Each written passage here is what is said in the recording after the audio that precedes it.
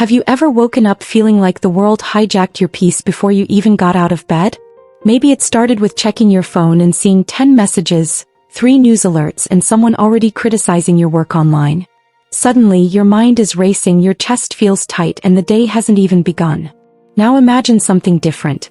You wake up, take a breath, stretch your body, and before any screen lights up your face, you already feel grounded, calm, focused. That's not a fantasy, it's a skill. And that skill is built on habits.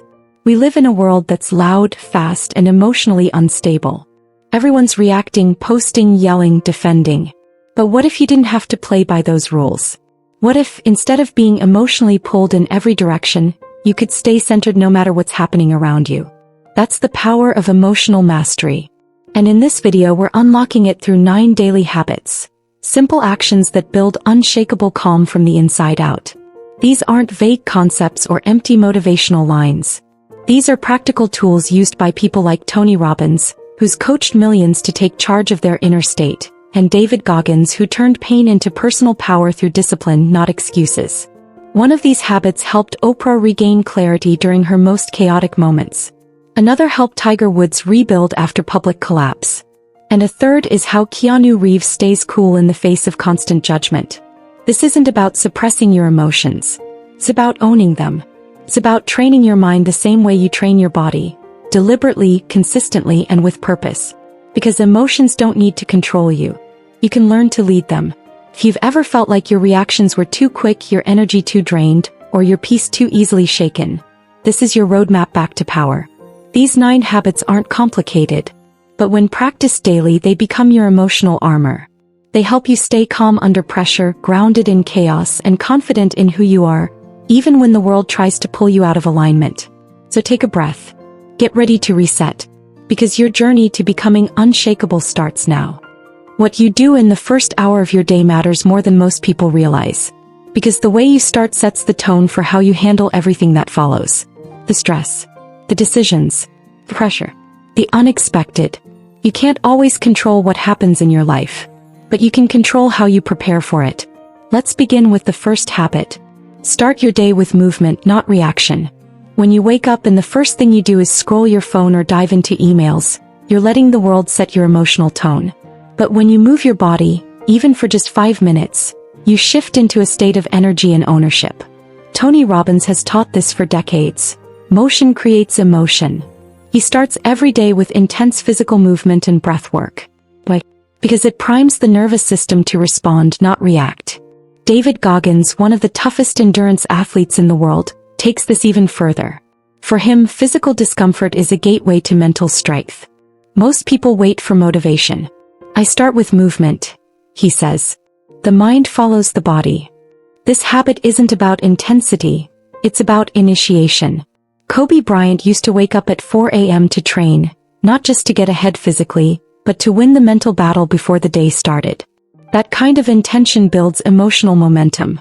And Ariana Huffington, after collapsing from burnout and hitting her head on her desk, completely changed her mornings. She now begins each day in silence. No emails, no news, no screens, just breathing, reflection, and gentle movement to ground herself. The second habit. Control the first input of your day. What you let into your mind early in the morning programs your focus and emotions for hours. That's why high performers guard their first inputs like gold. James Clear, author of Atomic Habits, explains, your environment is the invisible hand that shapes your behavior. And that includes your mental environment. Instead of letting social media or stressful messages dictate your emotional baseline, choose intentional inputs. Silence, gratitude, prayer, exercise, or focused reading. Tim Cook, Apple CEO, wakes up at 3:45 a.m. He doesn't do this to start reacting, he does it to think clearly before the world reaches him. That space protects his decision-making energy. Protect the first hour of your day. It's not selfish, it's strategy. And finally, the third habit. Label your emotions to own them. Sometimes we wake up feeling off, anxious, heavy, restless, but we push through without naming it. That creates emotional fog. But when you pause and label what you're feeling, you gain clarity and control. Mel Robbins teaches a powerful trick. When you name an emotion, you create just enough distance to respond wisely instead of automatically. Name it to tame it, she says. This habit is backed by neuroscience. Studies show that simply naming emotions activates the rational part of the brain and quiets the panic response. Serena Williams, one of the most emotionally disciplined athletes of all time, works with psychologists to name and track her emotional patterns. Before matches, she doesn't just prepare physically, she prepares emotionally, identifying what she's feeling so she can lead with clarity, not chaos. This is emotional intelligence in action. You don't need a perfect morning routine. But if you move your body, control your inputs, and name what you feel, you create a foundation strong enough to carry you through anything the day throws at you. Ask yourself, what would your day feel like if it started with strength instead of stress? That answer is your invitation to start building emotional resilience, one morning at a time. You can't build a calm life without training your emotional system. Just like you can't run a marathon without preparing your legs, you can't expect to handle criticism, pressure, or chaos without preparing your mind.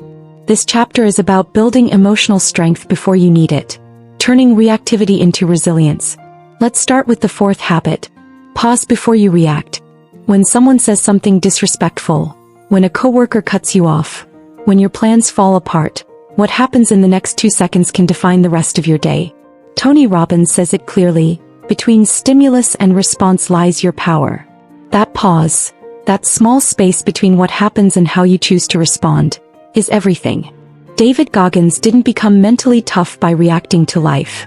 He trained himself to hold back, breathe, and then act with intention. Most people react out of weakness. I respond from strength, he says. It's not about pretending things don't bother you. It's about building the capacity to choose your reaction. Take Keanu Reeves, for example. Despite years of criticism, loss, and public speculation, he's become a symbol of calm. When asked why he doesn't clap back at negativity, he once said, "I know the sun will rise and the seasons will change. What people say about me doesn't define me." That's power in stillness. That leads us to the fifth habit. Reframe the criticism. We all receive it. Sometimes harsh. Sometimes unfair. But what if you stopped seeing criticism as a threat and started seeing it as a mirror? Jordan Peterson teaches that every piece of criticism contains a potential truth that can make us stronger, if we're humble enough to examine it. Les Brown, one of the greatest motivational speakers alive, says, "Don't let someone else's opinion become your reality." That mindset has helped thousands of people rise above labels and prove critics wrong, not through revenge but through refinement. Simone Biles showed this on the world stage.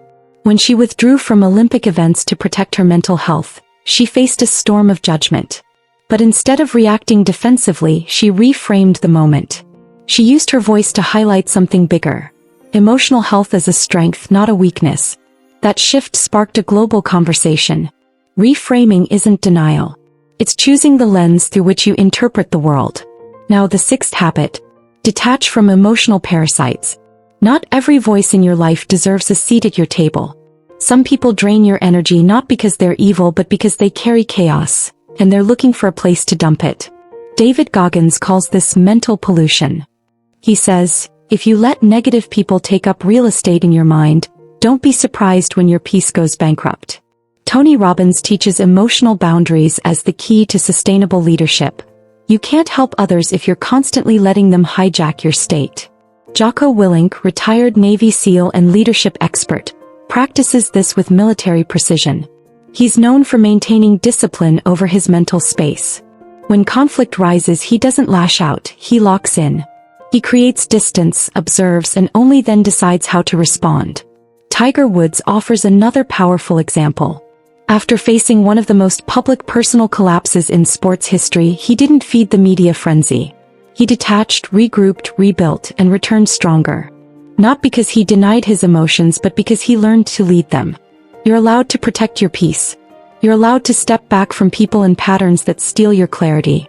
These three habits, pausing, reframing, and detaching, don't make you cold. They make you clear. The goal isn't to shut down. It's to stop being emotionally hijacked by things that don't deserve your energy. So ask yourself, which of these reactions feels familiar to you? And what would your life feel like if you chose response over reaction? Because every pause is a rep. Every reframing is a skill. And every emotional boundary you set is a step toward becoming unshakable. Emotional mastery isn't just about how you handle tough moments. It's about how you prepare for them before they even arrive. The strongest people don't wait for peace to appear. They create it with intention, boundaries, and clarity. This chapter is about building your mental armor. A system that protects your focus, your energy, and your emotional health day after day. Let's start with habit number 7. Build a system of gratitude anchors. Gratitude isn't just about feeling thankful. It's a tool. A weapon against frustration, anger, and overwhelm. When you focus on what's good, even in small ways, you change the chemistry of your brain. Tony Robbins teaches that gratitude and fear cannot exist in the same state. If you want to dissolve stress or negative thoughts, gratitude is the fastest path. David Goggins approaches it differently. For him, gratitude is recognizing where you've been and who you had to become to get here. Sometimes strength is just looking back and realizing, I survived that, he says. Oprah Winfrey has kept a gratitude journal for decades. Every night she writes down 5 things that went well, no matter how small. This habit, she says, keeps her grounded even in the storm of fame, leadership, and public scrutiny. Gratitude became her emotional compass. Now let's move to habit number 8. Say no without shame. Boundaries are not walls, they're definitions. They define where you end and where someone else begins. If you don't set them, you'll constantly feel overwhelmed, overcommit, and resentful. Brendan Burchard explains it like this. Boundaries are how you protect your energy to serve with excellence. Saying no isn't rude. It's responsible. Tony Robbins reminds us, every time you say yes to something, you're saying no to something else. Without clear limits, you dilute your purpose. Steve Jobs was known for his obsessive focus. One of his greatest strengths was saying no to almost everything. That's how Apple created clarity, not chaos. By doing less but doing it better. If you find it hard to say no, start small. One decision at a time. And when you do say it, don't justify or apologize. No is a complete sentence. Finally, habit number 9. Declutter emotional noise. Emotional minimalism. Your mind is like a room. If it's full of random thoughts, digital clutter, and emotional baggage, there's no space for clarity. Emotional minimalism is about choosing what you let in and what you remove. Ryan Holiday, author of Stillness is the Key, teaches that silence isn't absence, it's power. Clarity comes when you remove the non-essential, he writes. David Goggins echoes this in his own way. If your mind is full of other people's opinions, you'll never hear your own voice. Noise doesn't always come from chaos. Sometimes it comes from too many distractions dressed up as obligations. Marie Kondo helped millions of people declutter their homes. But her message goes beyond stuff. She taught us to ask, does this spark joy? You can ask the same about your habits, your social feed, even your thoughts. Julia Roberts, at the height of her fame, took a break from Hollywood. She moved abroad, simplified her life, and rebuilt her peace away from cameras. That kind of decision takes courage and clarity. Emotional minimalism isn't about cutting people out or living in silence. It's about deciding what gets to live in your mental space. So here's your checklist from this chapter. Did you find something to be grateful for today? Did you say no to something that didn't serve you? Did you remove even one source of emotional clutter? You don't need to be perfect. You need to be intentional. Because peace doesn't come from doing more. It comes from doing what matters most. Mastering your emotions isn't about being perfect. It's not about pretending to be unbothered or hiding how you feel. It's about knowing that your peace, your clarity, your power are built. Habit by habit. Day by day. Choice by choice. You've just walked through 9 simple but powerful emotional habits. And every single one of them is a tool you can start using right now. Wake up and move your body before the world moves your mind. Protect the first thoughts that enter your head. Name your emotions instead of being owned by them. Pause before you react. Reframe instead of explode. Detach from drama and mental noise. Say no without guilt. Anchor yourself in gratitude. And clean out the emotional clutter that keeps you stuck. Tony Robbins reminds us, repetition is the mother of skill. You don't become emotionally strong overnight. You become strong by what you do consistently, not what you do once. David Goggins says, you don't rise to the level of your feelings. You fall to the level of your systems. That's what these 9 habits are. Systems. Rituals. Armor for your mind. James Clear gave us the blueprint for tiny changes that lead to massive results. Mel Robbins showed how 1 second of pause can reset your brain. Jordan Peterson taught us to seek truth, even when it's uncomfortable. Les Brown reminded us that other people's opinions don't define us. Ryan Holiday called us back to stillness. Brendan Burchard challenged us to protect our energy like it matters, because it does. And through their real lives, others showed us the way. Oprah grounds herself with gratitude before leading others. Steve Jobs built clarity through the power of saying no. Marie Kondo taught us that peace begins with removing what doesn't serve us. Julia Roberts had the courage to step back from everything to reconnect with herself. Simone Biles redefined strength by protecting her mental health. Keanu Reeves chose stillness over reaction. Tiger Woods rose again by rebuilding himself in silence. Jocko Willink led through discipline, not emotional chaos. Kobe Bryant, Serena Williams, Ariana Huffington, and Tim Cook all built mental rituals that helped them show up strong, even when no one was watching. What connects all of them, and what can connect you, is the choice to lead from within. You don't need more motivation. You don't need more approval.